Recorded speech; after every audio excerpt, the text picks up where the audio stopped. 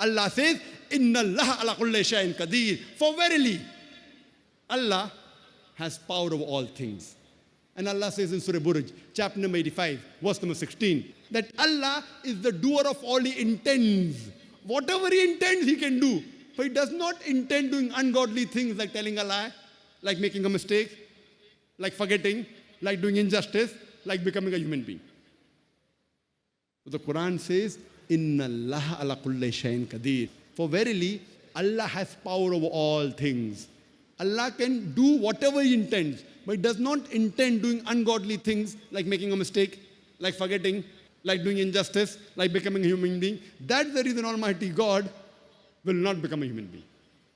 And the Quran clearly mentions in Surah Baqarah, chapter number 2, verse number 18, Summum, Bukmun, Umyun Fahum La Yarjiun. The deaf, the dumb, the blind, they will not return to the true path.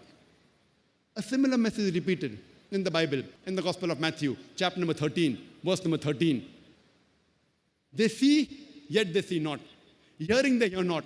Neither do they understand. The same message repeated in Rig Veda, book number 10, hymn number 71, mantra number 4. They see the word, yet they see not. Some people hear the word, yet they hear not. All these scriptures, the Quran, the Bible, the Ved, they are saying, seeing they see not, hearing they hear not, neither do they understand. They are telling clearly that the scriptures are explicitly, in clear terms, mentioning that Almighty God is one.